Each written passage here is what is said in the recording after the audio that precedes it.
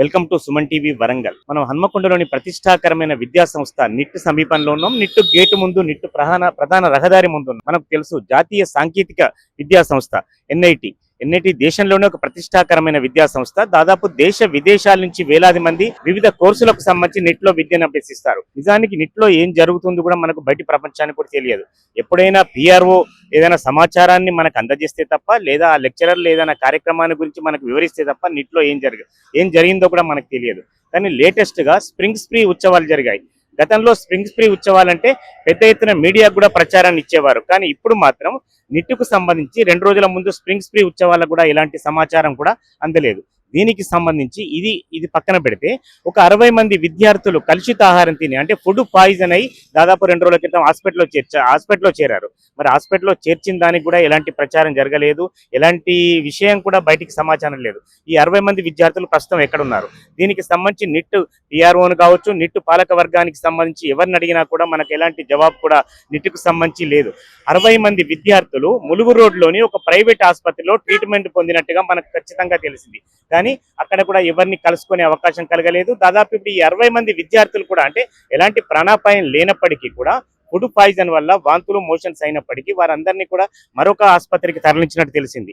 కొంతమంది ఆసుపత్రిలో చికిత్స పొందుతున్నారు, కొంతమంది ఇంటికి వెళ్లారు, కొంతమంది మళ్ళీ నిట్లోనే ఉన్నారు. అయితే వీటన్నిటికీ తెర వెనుక ఏం జరిగింది? గత 2 రోజుల క్రితం స్ప్రింగ్ స్ప్రీ పేరిట పెద్ద ఎత్తున సినిమా యాక్టర్లను తీసుకొచ్చి, ప్రతి సంవత్సరం మాదిరిగానే ఈ సంవత్సరం కూడా సినిమా యాక్టర్లను తీసుకొచ్చు, పలువురు సెలబ్రిటీలను కూడా నిట్కి సంబంధించి తీసుకొచ్చారు. ఎలాంటి సమాచారాన్ని కూడా అందియలేదు. కానీ దానిలో మనం కొన్ని విజువల్ చూడొచ్చు. మద్యం మత్తులో ఎవరైతే సీసాలతోని తాగి వెళ్ళటం, లేకపోతే కొంతమంది అమ్మాయిలతో కూడా, క్లాస్మేట్స్ కావచ్చు, వాళ్ళ పరిచయస్తులు కావచ్చు, ఎవరైనా కావచ్చు, బిహేవియర్ కూడా పూర్తి స్థాయిలో, అంటే అభ్యంతర పెట్టే తీగా మనం విజువల్లో కూడా మనకు కనపడుతున్నది స్పష్టంగా. ఇటువంటి పరిస్థితులలో మరి నిజంగా ఫుడ్ పాయిజన్ అయిందా? ఫుడ్ పాయిజన్ కాకుండా మద్యం మత్తులోనే వారు ఈ ప్రాబ్లానికి, అంటే ఈ సమస్యకు లోనయ్యారా? మరి ఇవన్నీ ఎవరు పాలక వర్గాలు చెప్పాలి? విద్యార్థుల తల్లిదండ్రులకు సమాచారాన్ని ఇచ్చారా?